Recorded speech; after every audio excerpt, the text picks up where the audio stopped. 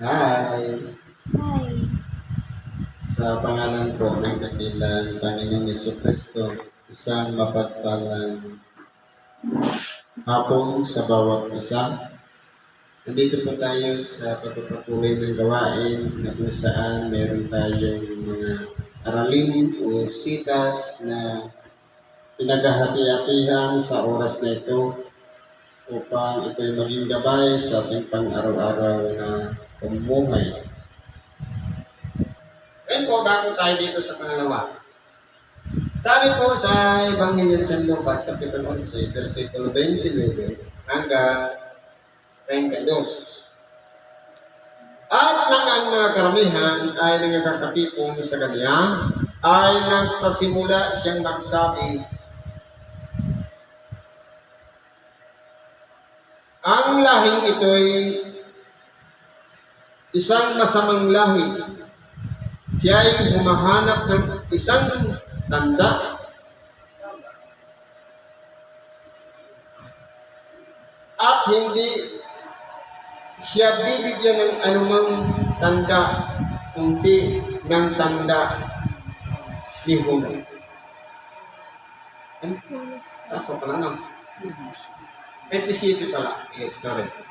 At nangyari na nang nasabi niya ang mga bagay na ito, ang isang babaeng mula sa karamihan ay naglakas ng kanyang tinig na nagsabi sa kanya, mapalad ang tiyan ng iyong nasa iyo'y nagdala at ang mga dibdib na iyong sinusukat.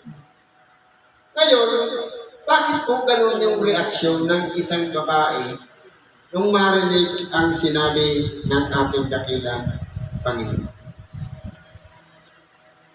Ano po ang narinig niya? Sabi dito, kung magkagayo yung mayaon, kasi po ang nangyari dito, nung magpagaling siya ng isang tao na mayroong karumal-dumal na espiritu, tinuro niya kung paano siya mangaral, itanim sa isipan ng bawat tao ang Ebanghelyo. Kasi po ganito po yan. Sabi niya, kapag ang isang masamang espiritu lumalabas sa isang tao, naghahanap siya ng lugar na mapagpapahingan niya. Sa kamad yun, dahil yung mga alagad ng ating dakilang Panginoon, pinagkalooban ng kapangyarihan, magpalayas ng mga demonyo, sakupin ang mga demonyo. Kaya kapag lumayas ang demonyo, hahanap siya ng lugar na kanyang mapagpapahingan. Pero, dahil pinatawad na yung tao, nagsisi na ang gagawin niya, kasi magaling niya, sisilipin niya, okay na siya. Ngayon, maghahanap siya ng ito pa, na mas masama isa sa kanya. Kumbaga, yung power, times 7 plus 1, yung sarili niya mismo, pasubirong pang ito. Ganun po ang pagpapahirap sa isang tao. Kung baga sa unawa natin, ang tawag doon, bina o sabi ko, pagkatap. Kaya ang isang tao, kapag isa pa lang yung lumabas doon, madali po siyang pagalingin. Kaya anong sabi ng ating dakilang Panginoon sa kanyang mga pinapagaling? Magaling ka na, lakad, huwag ka nang magkasalang muli sa makatuwid.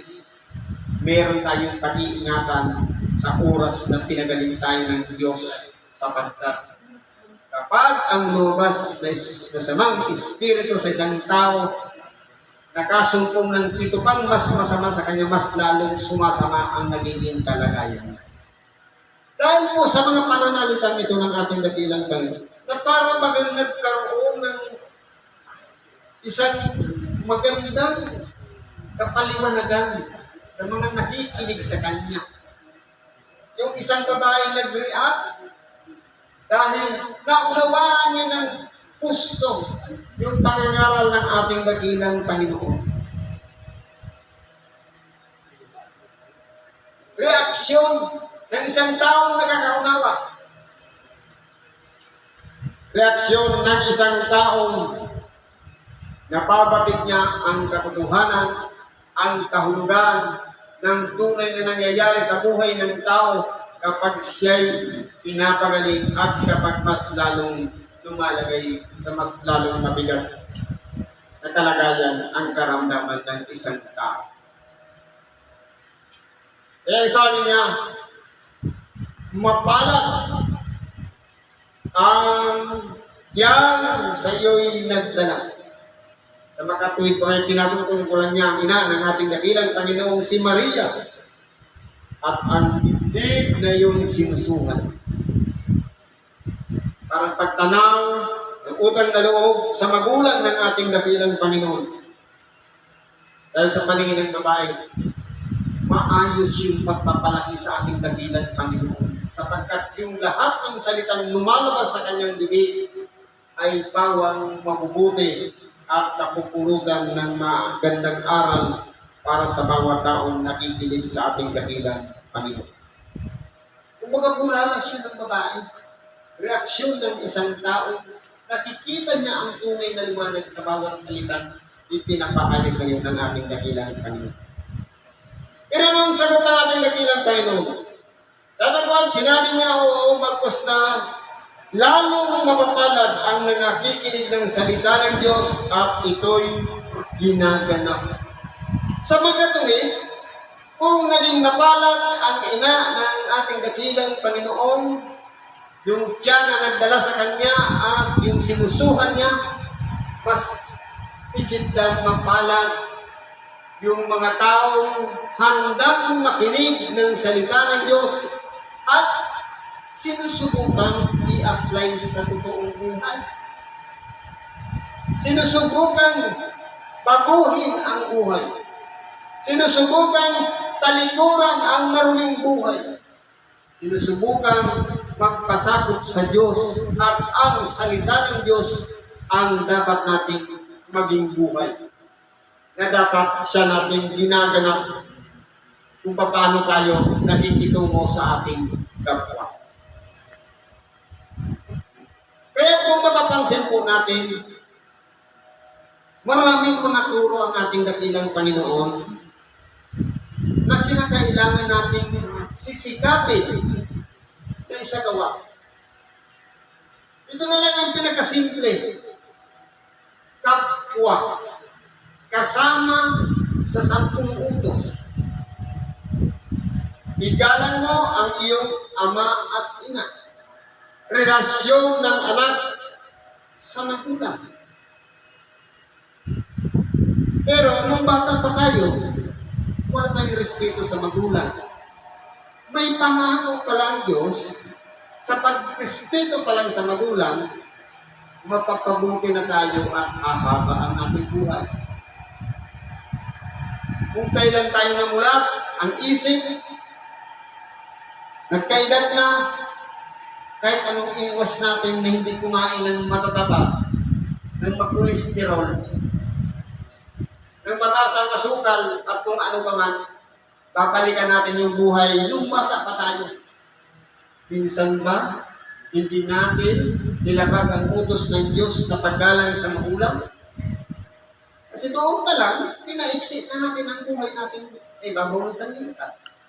At kaya tayo nabuhay ng masama dahil din sa hindi rin pagrespeto sa ama natin at ganoon din sa ating ina. Iugnay natin dito, mapalad yung tiyan sa iyo'y nagdala. Sa makatuwid, kung ang lahat ng lumalabas sa bibig ng ating dakilang Panginoon pawang mabubuti, ibig sabihin na hubog siya na isang bata hanggang sa lumaki na isang marespetong tao na nagpapahalaga sa kanyang magulang. Kaya nasabi niya ng babae, mapalad ang babae na yung naging ina. Sa atin, totoong buhay, meron na ba nakapagsabi sa atin na sasabihin, ayos na bata pa. Sino kaya magulang nito? Na marinig natin mula sa ating kapwa, ayos ang pagpapalaki sa kanya. Na para mga may tanaw na utang na loob sa magulang natin na humubog sa atin. Pero kung ang problema, hindi man lamang natin nirespeto ang ating magulang, masasabi pang mabuti ang tunay na pamumuhay natin dito sa ibabaw ng sanlibutan. Kung lumaki tayong suwail at mapaglabastanan sa ating mga magulang. Kaya po makikita natin sa panahon ngayon kung paano nagsasalita ang mga taong nakapaligid sa atin. Nakikita po yan sa ating mismong ginagawa. Kaya yung kapwa gawin natin isang salamin sa totoo nating buhay. Hindi pwedeng mapuri sa sarili. Sabihin mo, mabuti akong tao. Tanungin natin yung ating kapwa. Ano ba ang pagkakakilanlan sa atin? Ano ba ang masasabi nila sa buhay natin? Sila po ang nagsasabi ng totoo kung ano talaga tayo sa paningin nila. Ngayon, kung ang paningin ng ating kapwa, matuwid tayong tao, yan po ay dahil sa pagsunod sa kalooban ng Diyos at nahubog tayo ng tinatawag na Ebanghelyo sa pamamagitan ng ating mga magulang na dahan-dahan habang hindi pa bumabaluktot, habang hindi pa siya matigas, tinuturuan ng hinuhubog ng tunay na buhay na walang iba, pahalagahan yung kapwa. Siyempre, lalaki tayo, magpapahalaga din sa ating kapwa. Kaya, sasabihin ng mga matatanda ngayon, yung malaki na tayo, mapalad din magulang ito kasi nahubog siya sa isang mabuting pagkatao. Alos parehas din. Kaya magiging salamin natin ang ating kapwa na palagi nating nakakasalamuha. Anong sabi dito ng ating dakilang Panginoon? At nang mga karamihan ay nangakatipon sa kanya ay nagpasimula siyang magsabi, ang lahi ito isang masamang lahi. Siya ay humahanap ng isang tanda at hindi siya bibigyan ng anumang tanda kundi ang tanda ni Hunas. Totoo po, yung mga taong nakapaligid sa ating dakilang Panginoon, mapag-usisa. Pinangailangan ng pruweba, patotoo, ebidensya, kung paano talaga ang pagkakakilala nila sa ating dakilang Panginoon. Pero yung mga bukas ang pag-iisip, nakikita nila ang tunay na kahalagahan ng ating dakilang Panginoon. Katulad ng isang babae na nagsalita ng malakas. Pero yung mga marunong, inakatula nila ang ating dakilang Panginoon.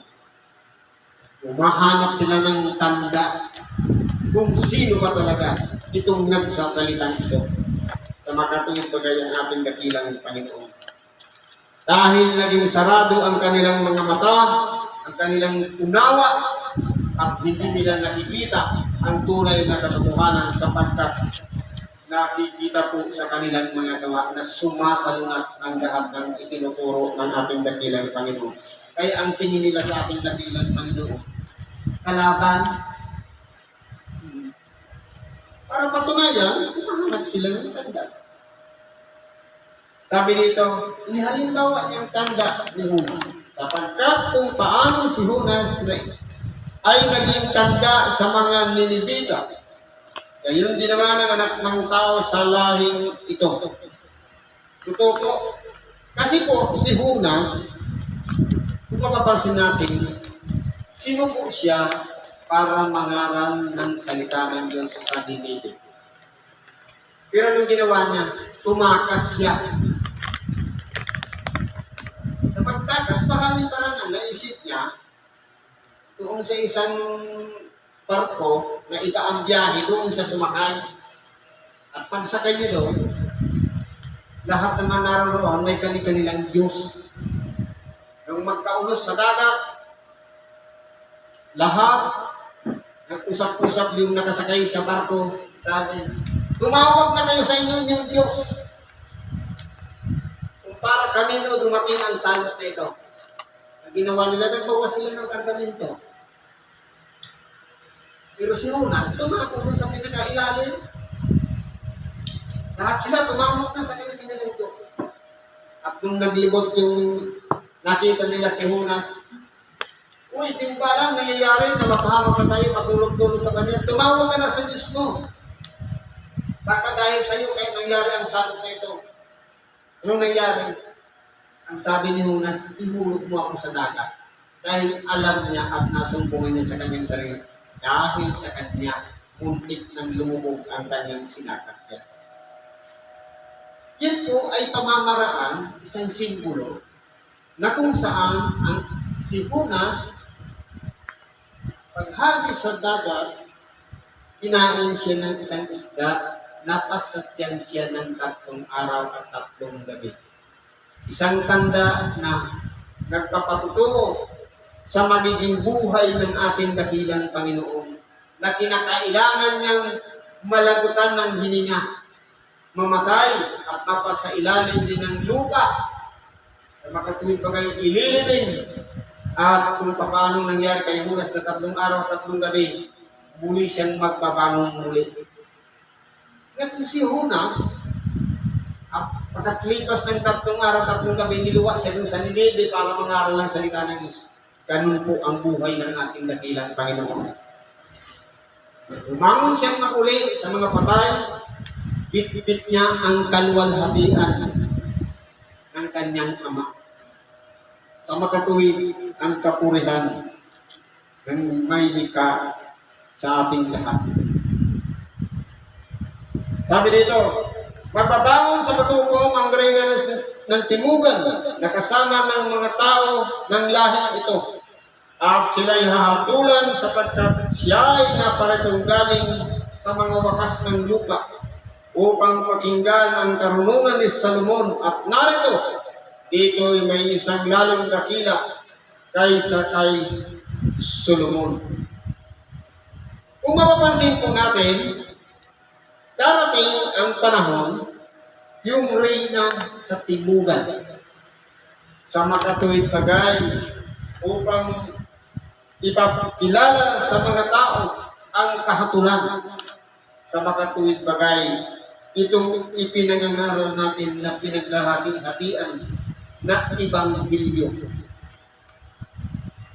Paano po hahatol ang Diyos? Simple lang naman. Naghanap siya ng mga susukuin.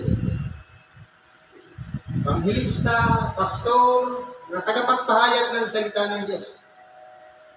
Para yung mensahe ng Diyos makarating sa pandinig ng mga tao. Sabi nga, hindi ko na ikangay susulat ang aking mga salita sa mga tapyas na bato, kundi aking ilalagay sa kanilang pag-iisip at isusulat ko sa kanilang mga puso.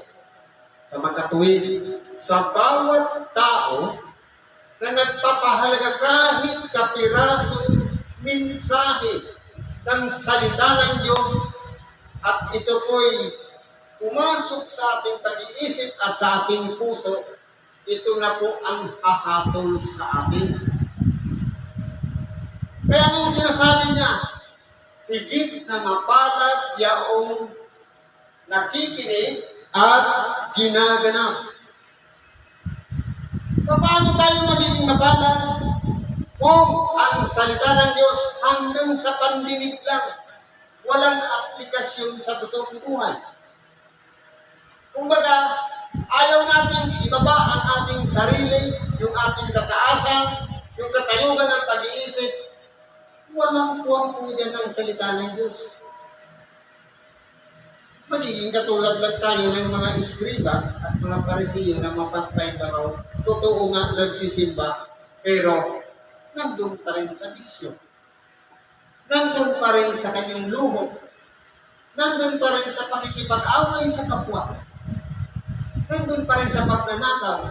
Kung lahat ng yan ginagawa pa natin, useless po ang salita ng Diyos. Sa makatuwid, hahatulan tayo ng salita mismo inilagay sa ating pag-iisip. Dahil sumasangat naman yung ating mga gawa. Sabi, hindi tayo mapalad. Kaya ang kapalaran ng tao, nasa pagsunod sa kanyang kalooban, sa makatuwid bagay, yung totoong pagganap na nakikita ng ating kapwa. Halimbawa, ipinangaral, kung ikaw nga ay naglilimos, hindi na maalaman ang ginagawa ng iyong kanan, anong kaliwa? Huwag kang magpapatunog ng pakakat. Halimbawa, may nagawa tayong donasyon. Hindi na kailangan ikwento pa sa iba. Hindi na kinakailangan ilagay pa dyan sa dingding donated by. Kundi maigi yung aming Diyos lang ang nakakakita at nakakaalam. Siya po ang magbibigay ng kantimpala sa mga taong may gininto ang puso na sila'y nagbibigay ng kaloob na walang anumang hinihinging kapalit. Isa po yan sa halimbawa ng pagsunod sa kalooban ng Diyos o salita ng Diyos. Kaya, si Kristo ay higit na mas lalong dakila kaysa kay Judas. Na kinakailangan nating pahalagahan ang kanyang salita. At higit din siyang mas dakila kaysa kay Solomon. Kapagamat naging hari sa Israel, pero ang ating dakilang Panginoon, siya po'y nagkahari. Hindi sa lugar na nakikita, hindi sa luklukan sa mga templo, kundi sa templong banal sa makatuwid bagay. Itong ating nag-iisang puso, papirahin natin yan ang ating dakilang Panginoon. Hayaan natin baguhin niya itong maruming puso na gawing banal na maging kalulog-lugod sa kanya. Magsisitayo sa paghukom ang mga tao sa Ninive na kasama ng lahing ito at ito'y hahatulan sapagkat sila'y nagsipagsisi sa pangangaral ni Judas. At narito, ito'y may lalong dakila ay sa kay Judas. Sa makatuwid, kung yung mga tao sa Ninive o yung tinatawag na Ninivita, pinakinggan nila ang pangangaral ni Judas. Binago nila ang kanilang buhay. Dapat naman, tayo rin na naabot ng salita ng Diyos, pagamat ito'y galing na lang sa Biblia, o aklat na ito nating binabasa. Dapat ito rin ay magsilbing isang bagay na magpapabago ng ating tunay na pagkatao, ng ating magiging buhay, kung paano tayo makitungo sa kapwa. At ganoon din, ito ang magiging daan. Sa ganun, maingatan natin ang ating sarili na hindi tayo mahatulan, mapunta doon sa dagat-dagatan apoy. Kaya kung mapapansin po natin, ang salita ng Diyos, hindi naman sa pahabaan o kaiklian, kundi kahit isang linya lang, kung isang message, basta yan nagsisave sa ating isip at puso, at tinatry natin baguhin ang ating buhay. Simple man, hindi nakikita ng sino man, pero tayo, nararamdaman natin na binabago na natin ang ating buhay. Yan po ang hanapin natin at pagsikapan natin. Sundan natin yung yapak na ginawang halimbawa ng ating dakilang Panginoon, yung katapatan sa kanyang Ama.